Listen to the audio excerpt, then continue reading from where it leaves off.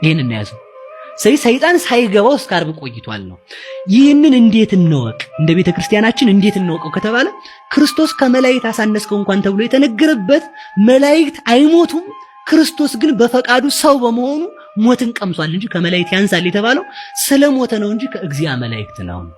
መላእክት አይበሉም፣ ክርስቶስ ግን በላ።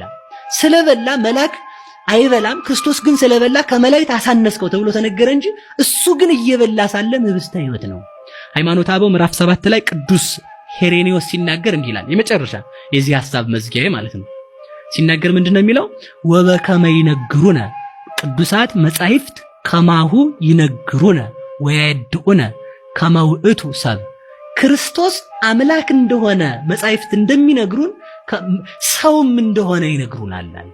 ወበከመ ይነግሩነ ቅዱሳት መጻሕፍት ከመ ውእቱ ተወልደ በዳህሪ መዋዕለ እግዝእትነ ማርያም 5500 ዘመን ሲፈጸም ከድንግል ማርያም መወለዱን መጻሕፍት እንደሚነግሩን ከማሁ ይነግሩነ ወያድኡነ ከመ ውእቱ ተወልደ እምአብ ዘመናት ሳይቆጠሩለት ከአብ አካል ዘእምአካል ባሕርይ ዘእምባሕርይ እንደተወለደ ይነግሩናል አለ። አሁን ሁለት ነገር እንያዝ።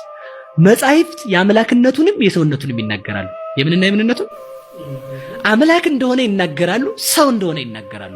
አምላክ እንደሆነ ሲናገሩ የሰውነቱ ያልተሸፈነበት ነው ክርስቲያን የሚባለው። አምላክነቱ ሲነገር ሰይጣን ሰውነቱ ይጠፋበታል። ሰውነቱ ሲነገር ሰይጣን አምላክነቱ ይጠፋበታል። ሲሰደድ ሲያየው ሰው ይመስለዋል። በስደቱ ላይ ግመሎቹን ድንጋይ ሲያረጋቸው ሲያይ አምላክ ይመስለዋል። ሲሰደድ ደግሞ ፈርቶ እየተሰደደ በመንገድ ላይ ሳለ ሲያየው ሰው መሰለው። ሾላውን ከፍቶ ከሾላ ውስጥ ሲገባ አምላክ ሆነበት። ውሃ ሲጠማው ሲያየው ሰው ሆነበት። ካለቱ ላይ ውሃ ሲያፈልቅ ሲያየው አምላክ ሆነበት። የአምላክ ስራ ሲሰራ ግራ ገባው ማለት ነው። ስለዚህ ምንድነው ከግብጽ ተመልሶ እንኳን ሌላውን ብንቶ ከግብጽ ተመልሶ እናቱ ትምህርት ቤት አምላክ ይማራል አምላክ ትምህርት ቤት ይገባል።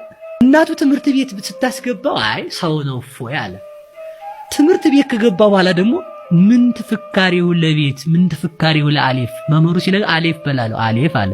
አሌፍ ማለት ምን ማለት ነው አለ። እዛው ጥያቄ አነሳ ማለት ጥያቄ ሲያነሳ ሰው እንደመሆኑ ሲማር አሌፍ ምንድነው ብሎ ሲጠይቅ ሰውየው መምህሩም ገረመው። ፈጣሪዬን ማስተማር አልችልም ብሎ ለእናቱ ነው የሰጠው።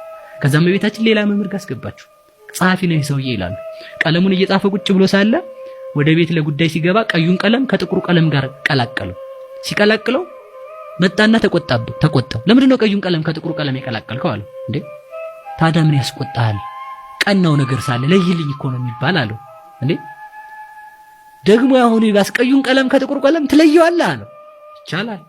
ሲቆጣበት ቀዩን ቀለም ከጥቁሩ ቀለም ቀላቅሎ ሰጠ። ሰይጣን ይሄ ግራ ይገባው ነበር። ሰው እንደመሆኑ ቀዩን ቀለም ከጥቁሩ ቀለም ቀላቀለው።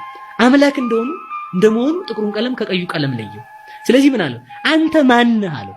ሰው ነህ አምላክ ነህ አለው። በሁለቱም ብትመጣ ታገኘኛለህ አለው። ስለዚህ ክርስቶስ ሰውም አምላክም ነው። የሰውነቱን ነገር ስናይ አምላክነቱ እንዳይሸፈንብን ለዚህ ነው ቀዩ ቀለም የመለኮት ቀዩ ቀለም ደሙን የማፍሰሱ ምሳሌ ሲሆን ጥቁሩ ቀለም ደግሞ ጽኑ መከራ መቀበሉን የሚያስረዳለት